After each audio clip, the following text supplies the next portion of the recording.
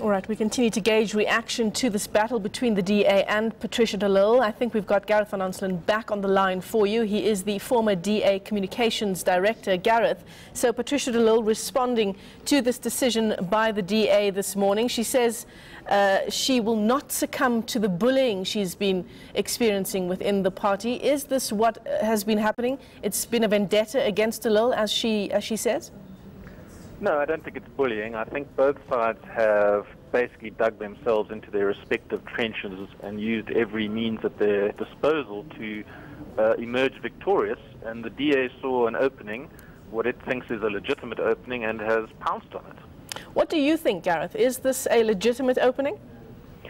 Well, in terms of the DA's constitution, it is legitimate. Patricia de Lille certainly intimated that she intended to resign, and the DA's constitution says if you intend to do that, then and you publicly declare that, then you or your membership automatically ceases. Whether or not the clause itself will hold up to legal scrutiny remains to be seen, but I think the DA has acted in terms of its constitution, yes. Or has the DA acted in a very petty way, which is what Patricia de Lille thinks? I mean, she's got all of these very serious allegations against her of corruption and maladministration. Would it not be better for her to go through the various options within the party to clear her name, to have her say? Yeah, I think that is a big problem. I think this whole dispute has been totally muddied by the various political agendas involved on both the DA's part and Patricia de Lille's part. And the core ethical concern, which are basically these allegations of malfeasance and financial impropriety in the city of Cape Town, have been largely forgotten. The public can't tell right from wrong anymore. It can't tell who's acting in a just and upfront manner. And the whole matter is a massive mess, which I think is going to hurt the Democratic Alliance.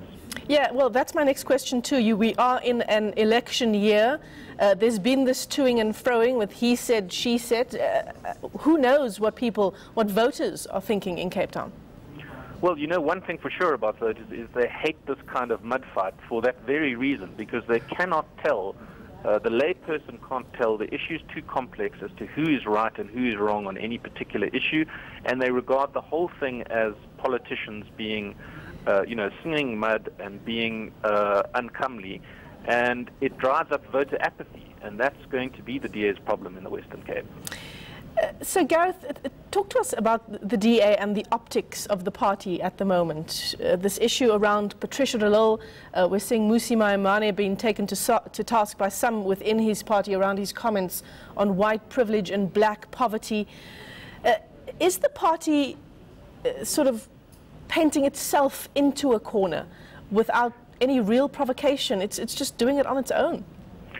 Yeah, the DA has a number of fundamental problems on a number of different fronts. Any political party wants to be able to talk externally about issues that affect the voters.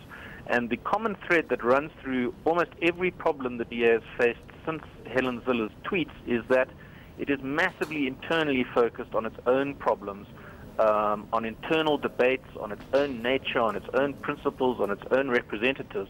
And that is not what you want as a political party. You want something that it can focus externally, and the DA just seems incapable of doing that at the moment.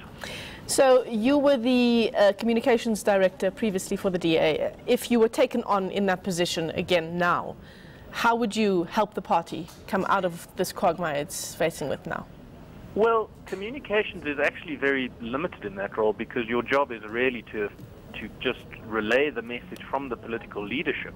The kind of decisions you relay, you're hamstrung by the decisions that public representatives make. And so the DA's fundamental problem lies with the core leadership, the chair of the federal executive, the leader, the CEO. These are people that are making these kind of strategic decisions, and they are the ones that can only solve it or provide a new way or a new focus or some external narrative, and that is where the onus lies.